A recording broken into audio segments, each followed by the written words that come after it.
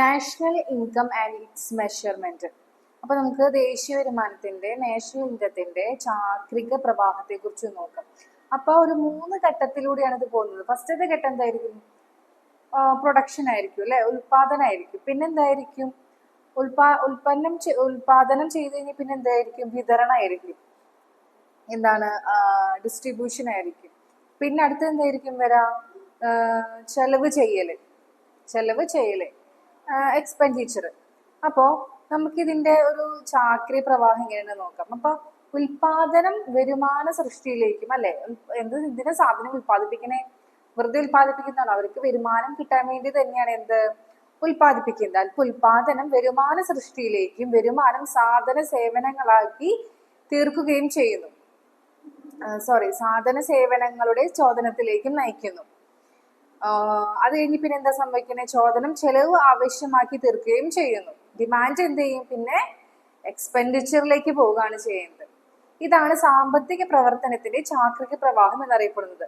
ഉൽപാദനത്തിന്റെയും വരുമാനത്തിന്റെയും ഈ ചാക്രിക പ്രവാഹത്തിന് പരസ്പര ബന്ധമുള്ള 3 ഘടകങ്ങളുണ്ട്. ഏതൊക്കെയാ? പ്രൊഡക്ഷൻ, ഡിസ്ട്രിബ്യൂഷന്, പിന്നെന്താണ്? ചെലവ് ചെയ്യൽ, എക്സ്പെൻഡിച്ചർ. ഉൽപാദനം, വിതരണം, ചെലവ് ചെയ്യല്. ഓക്കെ. അപ്പൊ ഒരു സാമ്പത്തിക വർഷം ഒരു സമ്പദ് വ്യവസ്ഥയിൽ ഉൽപ്പാദിപ്പിക്കുന്ന സാധന സേവനങ്ങളുടെ മൂല്യം പണമായി അവതരിപ്പിക്കുന്നതാണ് എന്ത്? ദേശീയ വരുമാനം എന്ന് പറയുന്നത്. സാധന സേവനങ്ങൾ ഉൽപ്പാദിപ്പിക്കുന്നതിലൂടെ സമ്പദ് വ്യവസ്ഥയിൽ വരുമാനം സൃഷ്ടിക്കപ്പെടുന്നു.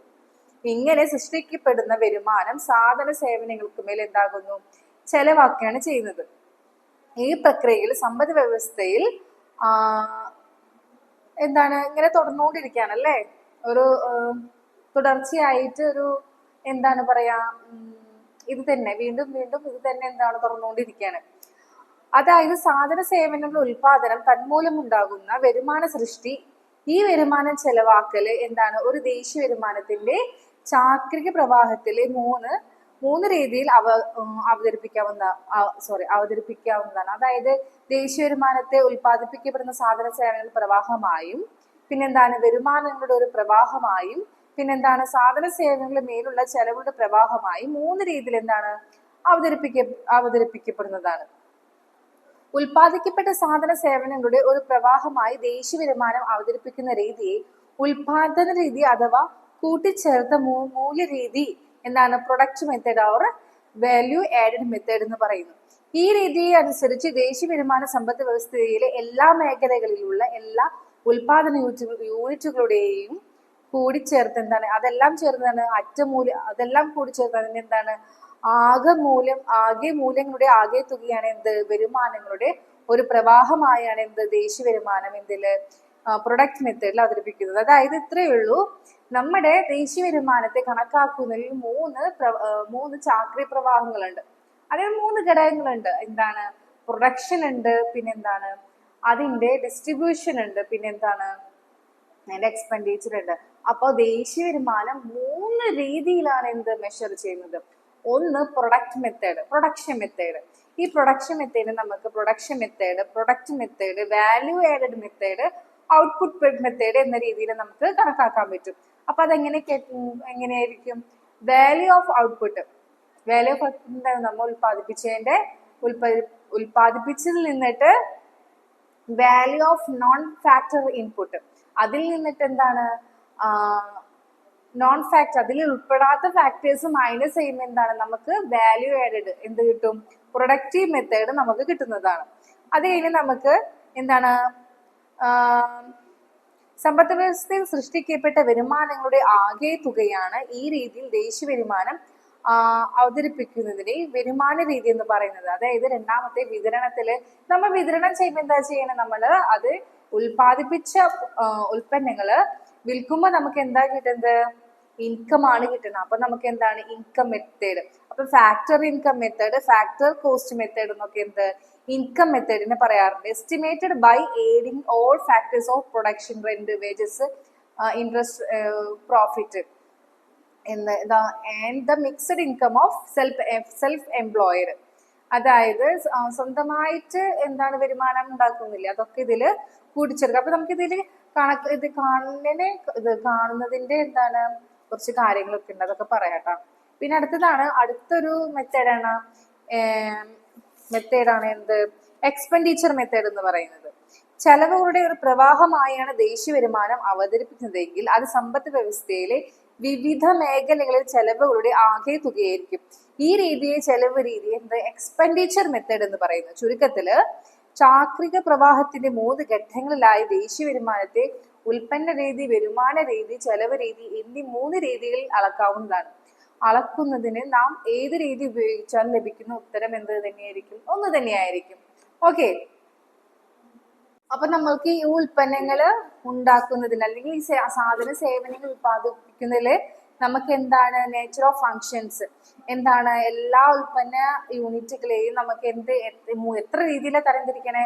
3 രീതിയിലാണ് തരംതിരിക്കണേ. നമ്മൾ ചെറുപ്പം മുതലേ പഠിക്കുന്നതാണ് എന്ത് പ്രൈമറി സെക്ടർ, സെക്കൻഡറി സെക്ടർ, അല്ലെങ്കിൽ മാനുഫാക്ചറിങ് സെക്ടർ, പിന്നെന്താണ് ടെറിട്ടറി സെക്ടർ, അല്ലെങ്കിൽ എന്താ സർവീസ് സെക്ടർ.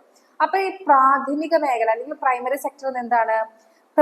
പ്രകൃതി വിഭവങ്ങളെ ചൂഷണം ചെയ്തുകൊണ്ട് ചരക്കുകൾ ഉൽപ്പാദിപ്പിക്കുന്ന എല്ലാ യൂണിറ്റുകളെയും എന്താണ് പ്രാഥമിക മേഖലയിൽ ഉൾപ്പെടുത്തിയിരിക്കുന്നു. കൃഷിയും അനുബന്ധ പ്രവർത്തനങ്ങളും എന്താണ് പ്രൈമറി സെക്ടറിൽ വരുന്നതാണ്. അപ്പോ കൃഷി വരുന്നുണ്ട്. പിന്നെ ഏതൊക്കെ വരിക? അനുബന്ധ മേഖല ഫിഷിംഗ് വരുന്നുണ്ട്, ഖനനം വരുന്നുണ്ട്, കരിങ്കൽ ഗോറികൾ വരുന്നത്. ഇതൊക്കെ എന്താണ് പ്രൈമറി സെക്ടറിൽ നിന്നാണ്. പിന്നെ അടുത്താണ് ദ്വിതീയ മേഖല, സെക്കൻഡറി സെക്ടർ അല്ലെങ്കിൽ മാനുഫാക്ചറിങ് സെക്ടർ എന്ന് പറയുന്നത്. അതിലെന്താ ചരക്കുകൾ ഉൽപ്പാദിപ്പിക്കുന്ന എല്ലാ യൂണിറ്റുകളും ഈ മേഖലയിൽ ഉൾപ്പെടുന്നു. ഒരു തരം വസ്തുവിനെ മറ്റൊരു തരമായി രൂപാന്തരം ചെയ്യുന്ന പ്രക്രിയയാണ് നിർമ്മാണ പ്രവർത്തനത്തിൽ നടക്കുന്നത്. അതാണ് എന്തെങ്കിലും സാധനം ഉൽപ്പാദിപ്പിക്കാൻ ഷൂ ഉൽപ്പാദിപ്പിക്കുന്ന ഒരു യൂണിറ്റ്, അതല്ലെങ്കിൽ എന്താണ് ഒരു മാനുഫാക്ചറിങ് കമ്പനി. പിന്നെ എന്തുട്ടാ നമുക്ക് പറയുകയാണെങ്കിൽ പാത്രങ്ങള്, വസ്ത്രങ്ങള്, അങ്ങനെ എന്താണ് ഇതൊക്കെ എന്താ പുതിയതായിട്ടൊരു സാധനം ഉൽപ്പാദിപ്പിക്കുകയാണ്. അതാണ് എന്ത് മാനുഫാക്ചറിങ് സെക്ടർ എന്ന് പറയുന്നത്. തൃതീയ മേഖല ടെറിട്ടറി സെക്ടർ അല്ലെങ്കിൽ സർവീസ് സെക്ടർ. സേവനങ്ങൾ ഉൽപ്പാദിപ്പിക്കുന്ന എല്ലാ യൂണിറ്റുകളും അടങ്ങിയതാണ് എന്ത് തൃതീയ മേഖല അഥവാ സേവന മേഖല. ഗതാഗതം, വാർത്താവിനിമയം, വ്യാപാരം, വാണിജ്യം, വിദ്യാഭ്യാസം, എന്ത് ആശുപത്രി, ഇതൊക്കെ എന്താണ് സർവീസ് സെക്ടർ ആണ്. പിന്നെ ഈ സോഫ്റ്റ്വെയർ, അതൊക്കെ എന്താണ് തൃതീയ മേഖലയിൽ വരുന്നതാണ്.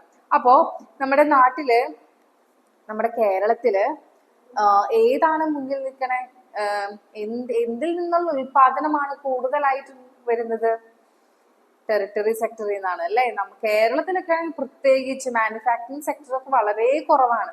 കൂടുതലായിട്ടും സർവീസ് സെക്ടർ ആണ്.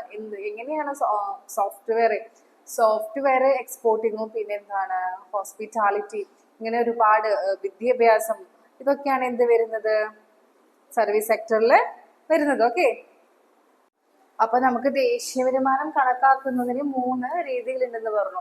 ഏതൊക്കെയാണ്? Production method. പ്രൊഡക്ഷന് വേറെ പേരുണ്ടല്ലോ, പ്രൊഡക്റ്റ് മെത്തേഡ് എന്നും പറയും. പിന്നെന്താണ് വാല്യൂ ആഡഡ് എന്ന് പറയും, ഔട്ട്പുട്ട് മെത്തേഡ് എന്ന് പറയും. അപ്പൊ ഇത് പ്രൊഡക്ഷൻ മെത്തേഡ് കാൽക്കുലേറ്റ് ചെയ്യുന്നത് എങ്ങനെയാണെന്ന് നോക്കാം.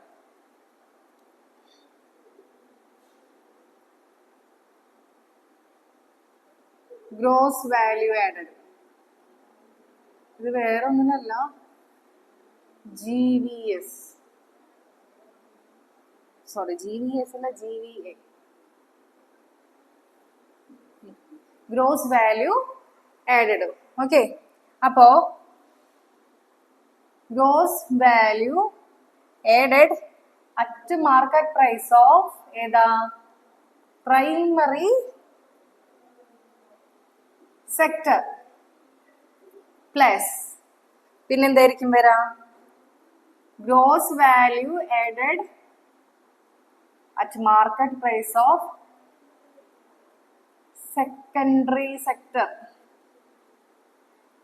Plus gross value added at market price of ഏതാ വരാ ടെറിട്ടറി സെക്ടർ അല്ലെങ്കിൽ എന്താണ് service sector.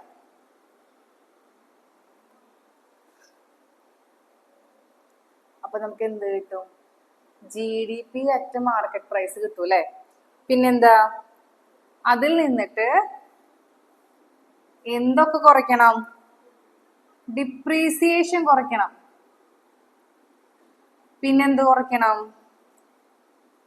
Net indirect taxes കൂടി കുറയ്ക്കണം.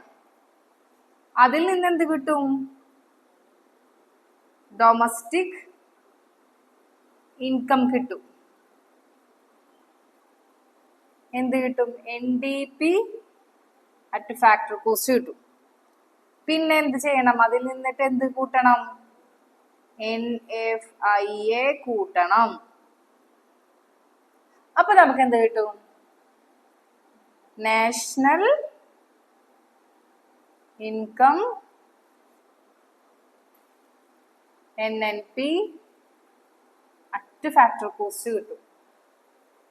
ഓക്കെ, ഇതാണ് പ്രൊഡക്ഷൻ മെത്തേഡിൽ കാൽക്കുലേറ്റ് ചെയ്യുന്നതിന്റെ ഒരു ഫോർമുല എന്ന് പറയുന്നത്. ഇത് പഠിച്ചിരിക്കണം. ഓക്കെ, ഇനി അടുത്ത് നോക്കാം.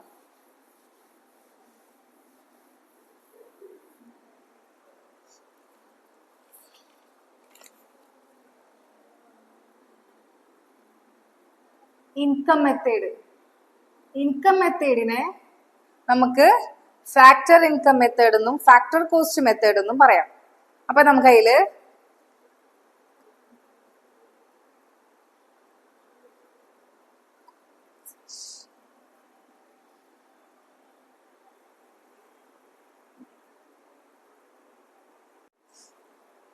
ഇതിലെന്തൊക്കെയാ വരുന്നത് നോക്കാം. കോമ്പൻസേഷൻസ് ഓഫ് എംപ്ലോയീസ്,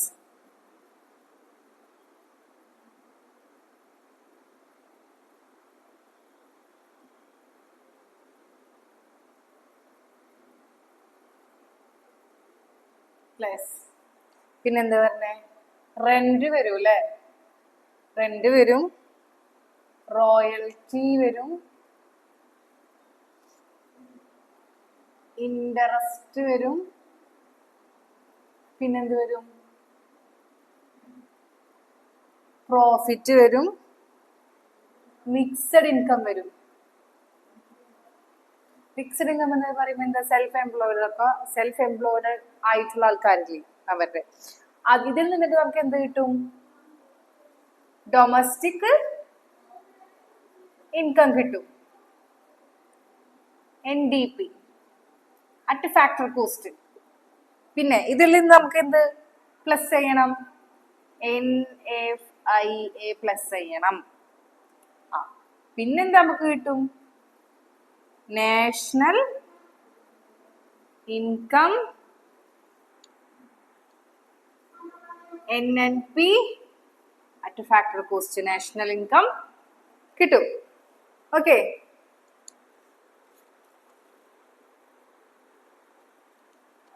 ഇനി അടുത്തത്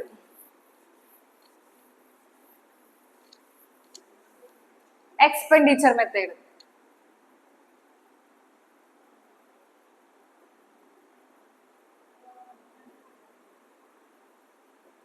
എക്സ്പെൻഡിച്ചർ മെത്തേഡിൽ എങ്ങനെയാ? Private final consumption expenditure. Private final consumption expenditure plus എന്തായിരിക്കും? Investment or capital formation. Investment or capital formation plus പിന്നെന്താ പറഞ്ഞേ? Government final consumption expenditure. ഒക്കെ എക്സ്പെൻഡിച്ചർ വെച്ചിട്ടാലേ വരുന്നത്. പ്ലസ് എന്തും കൂടി ഉണ്ട്? നെറ്റ് എക്സ്പോർട്സും കൂടി ഉണ്ട്. Net exports. ഇതിൽ നിന്ന് നമുക്ക് എന്ത് കിട്ടും? GDP അറ്റ് എന്ത് കിട്ടും? മാർക്കറ്റ് പ്രൈസ് കിട്ടും. അതിൽ നിന്ന്